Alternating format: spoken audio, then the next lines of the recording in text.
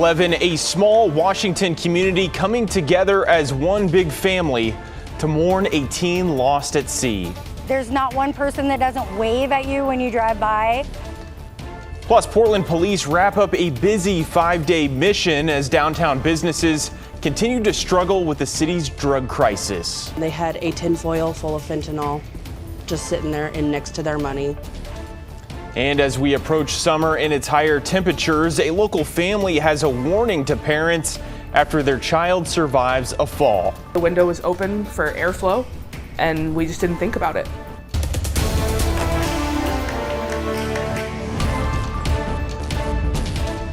We're going to start off tonight by taking a live look outside from those warm temperatures we saw yesterday to much cooler temps today. But it seems like our temperature roller coaster will reach near record highs later this week. Thanks so much for joining us here at 11. I'm John Adams. Let's first get to meteorologist Joe Ranieri as we look ahead to Memorial Day. Joe? Hey there, John. We are going to be looking at some really pleasant conditions tomorrow. There is a weak disturbance that moves on through late tonight and into tomorrow. But once we get past really the 10 o'clock hour tomorrow morning, we're pretty much done with any threat of measurable amount of rain the rest of the month. And we're going to start to see our temperatures gradually warm up as well. Here's a live look now from our Providence Park camera in the Goose Hollow neighborhood with a temperature of 57 degrees. We're dry for the time being, but there will be those early morning showers that roll in basically between midnight, about 3-4 o'clock in the morning. Showers taper off by late morning. A little cooler tomorrow, but again, we're going to be seeing sunny skies by the afternoon. And I got to update that. Earlier I was telling you there's a good chance we'd be seeing record-breaking temperatures later on this week.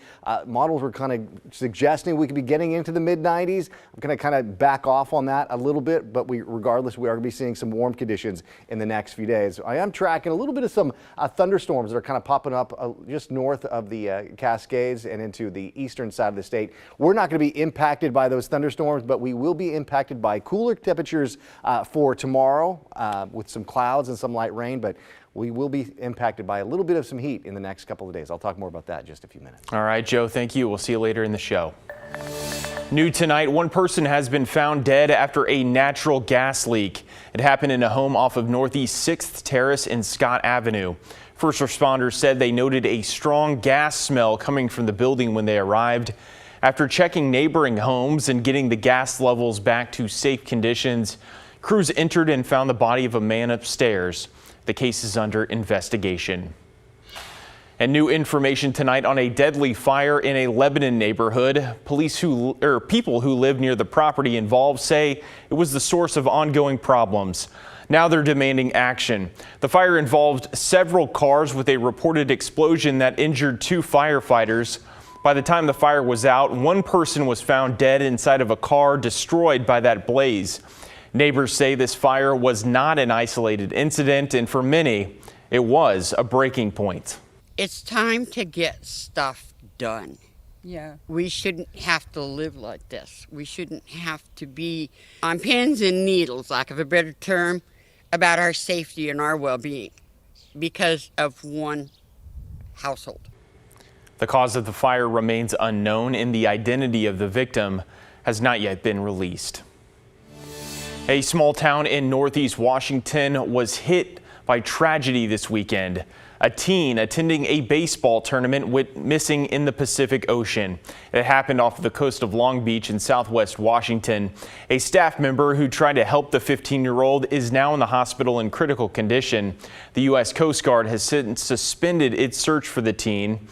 In Northport, people are heartbroken, yet still showing their support for the 2 affected families. It's just like any other town, a little town, like they have their kids and there's a lot of people that have lived here for lots of years. While the town may be small, this community says they are big in support, offering whatever help they can for the missing teen and the staff members' families. This week, the Portland Police Bureau carried out a 5-day operation targeting drug activity across the city of Portland. The Goose Hollow neighborhood was an area of focus on the final day of the mission. That increased police presence was a welcome sight for businesses I spoke with on Friday.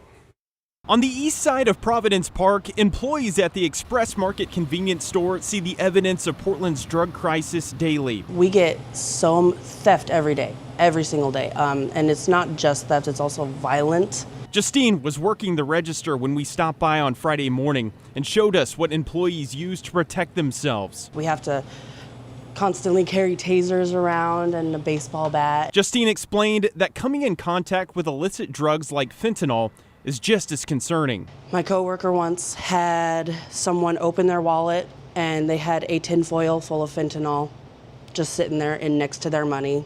And he tried to pay with that money that was against the tinfoil, and my coworker's like, no, you gotta go. On the other side of the stadium, another convenience store dealing with many of the same issues. We get a lot of shoplifters come in.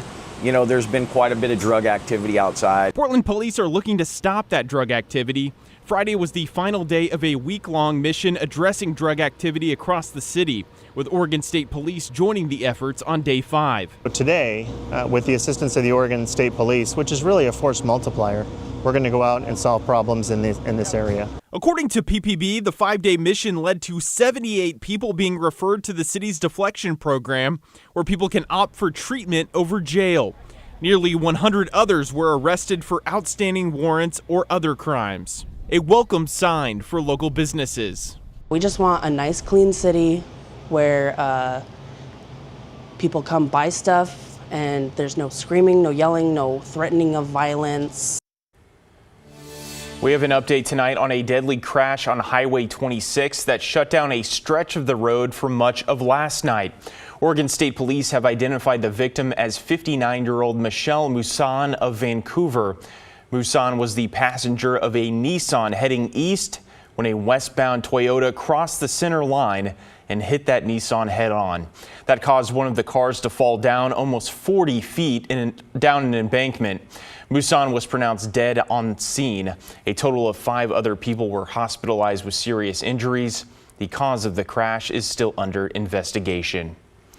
A pedestrian was killed yesterday after they were hit by a car in McMinnville. It happened around 5:30 Saturday evening at the intersection of Southwest Old Sheridan Road and Cypress Lane. The pedestrian, 46-year-old Audra Ackerman, was walking her dog and crossing the road when they were hit. Both died on scene. The driver stayed on scene and spoke to investigators.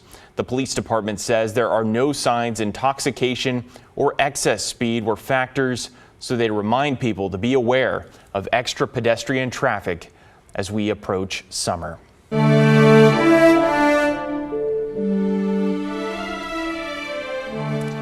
Today marks 5 years since the tragic death of George Floyd. Events have been taking place across the country to remember and to continue advocating for change. In Minneapolis, people came together for a Rise and Remember festival at the same spot where Floyd was killed. They say their focus is not only recalling the pain, but to foster joy, love, and the hope that the face of what happened 5 years ago, what has happened since, and the challenges ahead. With some of the recent changes at the federal level and some of the rumors around potential pardons and issues around the consent decree, you know, it's like an intentional reharming of the community, but that doesn't mean that we're going to allow it to break us. In Seattle today, a group of protesters have spent much of the day demonstrating. Normally, it's a trio that demonstrates every Sunday, but today they were joined by about 36 people to keep demanding change. They believe not much has changed since Floyd's killing, which is why they keep on protesting. Standing on the corner every Sunday holding Black Lives Matter signs and other support signs just makes them think about it, even if it's for the 2 seconds when they drive by. And yesterday, demonstrators here in Portland took over the Burnside Bridge to revisit the iconic moment back in 2020 when thousands of people laid down on the bridge to pay tribute to Floyd.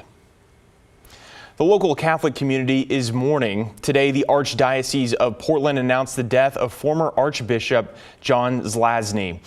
In a statement, current Archbishop Alexander Sample says Vlasny led the local church through some of its most challenging days. He also says he has left a lasting and remarkable legacy in this local church in Western Oregon. Well, tonight, an important warning for parents after a 4-year-old survived falling out of a second-story window in Estacada. While he recovers, his parents want others to know about the risks of window falls. With temperatures only expected to rise as we approach summer, they told archbishop opening your windows can create an unexpected hazard. I'm a little fast kid. There's no slowing down Tate McDonald, not even a broken leg, after falling out of a second-story window at his family's Estacada home. Did you ever think you'd fall out of a window? No. It happened 2 weeks ago. His family had just moved in. Tate's dad was assembling a bed frame nearby when, well, I'll let Tate explain. I couldn't find a place to sit, no chairs. He fell back through the screen and out the window. That's why I sitting right there, and then it broke down. Then I fall down, and then I went to the, hospital. The 4-year-old suffered a broken femur or thigh bone and wears a brace while he heals. Well, it's kind of a cast, but it's not a cast. Nationwide, nearly 3,300 kids younger than 6 fall from windows each year. These tumbles can cause serious injuries and, in rare cases, death. Never something we would have even thought about. We've had 2-story houses before. Just didn't cross our mind. To prevent falls, parents can install window guards or window stops. These safety devices are fairly inexpensive and easy to install. All it does is just keep the window from going any further than about 4 inches. It was a scary accident and an eye-opener for this family. I said to other kids, be careful. Now they're hoping to spread the word about the danger of open windows and the risk they pose to little ones. Oh, no. Kyle Aboshi, KGW News.